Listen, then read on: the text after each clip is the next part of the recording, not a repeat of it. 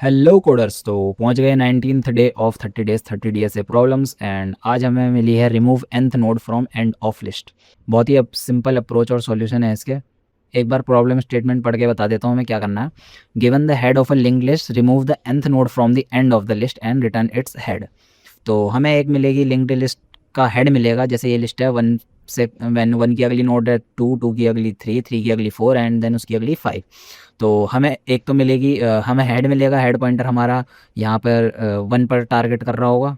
And हमें मिल रहा होगा एन। एन मतलब कौन सी हमें नोड हटानी है लास्ट से। तो हमें N equals to for example इसमें टू मिला है, तो लास्ट से अगर सेकंड नोड हम देखें हमारी क्या बन रही है, मतलब सेकंड लास्ट नोड है हमारी फोर।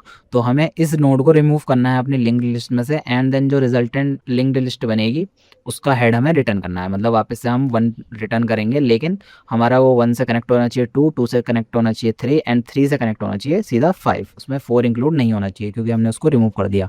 एक बार अप्रोच देख लेते हैं। हमें करना क्या है, हमारी ये लिंक लिस्ट है तो हम बनाएंगे एक पहले अपना डमी पॉइंटर बना लेंगे जो कि हमें हर बार बनाने की ज़रूरत पड़ती है। ये डमी पॉइंटर की वैल्यू कुछ नहीं रखेंगे, ज़ीरो हो जाएगी।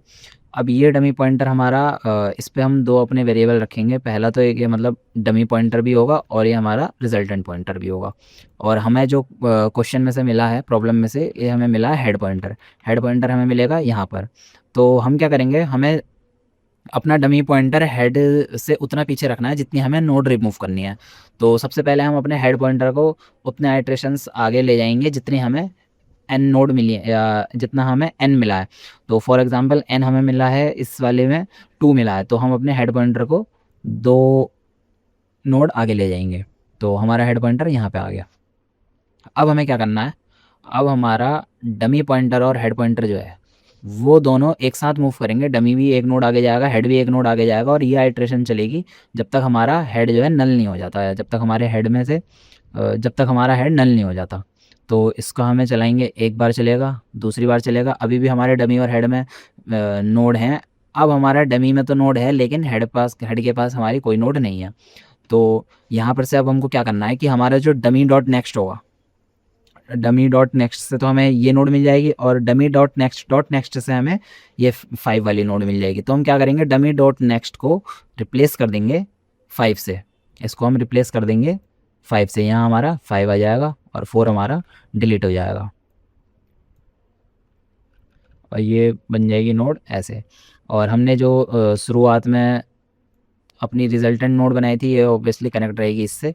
तो अब हम क्या रिटर्न करेंगे, यहाँ से हम अपना रिजल्ट डॉट नेक्स्ट मतलब ये वाली नोड को पॉइंट करते हुए रिटर्न कर देंगे, जिससे कि हमारी रिजल्टेंट जैसा आउटपुट चाहिए था वैसा मिल जाएगा। तो अब जो अप्रोच मैंने समझाई उसका कोडिंग पार्ट देख लेते हैं। कोडिंग पार्ट ऐसे रहेगा जैसे मैंने बताया, एक हमको अपना रिज़ल्ट पॉइंटर बनाना है। रिज़ल्ट पॉइंटर हमारा कहाँ पे पॉइंट करेगा, इसकी वैल्यू तो होगी ज़ीरो और इसकी नेक्स्ट नोड होगी हमारी हेड। और इसी के साथ हमारा डमी पॉइंटर भी होगा। डमी पॉइंटर हमारा रिज़ल्ट पर पॉइंट करेगा।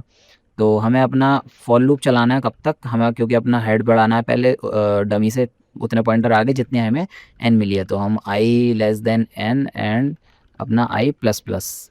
तो इसमें हम क्या करने वाले हैं, अपना हेड को मूव करेंगे हेड डॉट नेक्स्ट पर। देन हम अपना जब तक हमारे पास हेड है, जब तक हमारे पास हेड पॉइंटर है तब तक हम अपना हेड भी आगे बढ़ाएंगे हेड डॉट नेक्स्ट एंड अपना डमी भी आगे बढ़ाएंगे equals to dummy dot next. हमारा डमी भी बढ़ गया और हेड भी बढ़ गया। अब हमें लास्ट में क्या करना है, डमी डॉट नेक्स्ट में हमें डमी डॉट नेक्स्ट की वैल्यू मतलब हमारा फाइव जैसे कि हमने अपने एग्जाम्पल में देखा था वो पॉइंट कर देंगे। और लास्ट में हम अपना रिटर्न कर देंगे रिजल्ट डॉट नेक्स्ट। एक बार कोड रन करके देख लेते हैं, कोड में कोई अगर सिंटैक्स एरर होगी तो यहीं पर ही आ जाएगी हमारे पास। तो कोड रन हो गया, तीनों टेस्ट केसेस पास हो गए। अब इसको सबमिट करके देख लेते हैं। सबमिट हो गया तो इसका मतलब प्रॉब्लम भी सॉल्व हो गई। वेल एंड गुड, सबमिट भी हो गया। तो अब मिलते हैं नेक्स्ट वीडियो में। होप्स आपको समझ में आ गया होगा। तब तक के लिए कीप प्रैक्टिसिंग।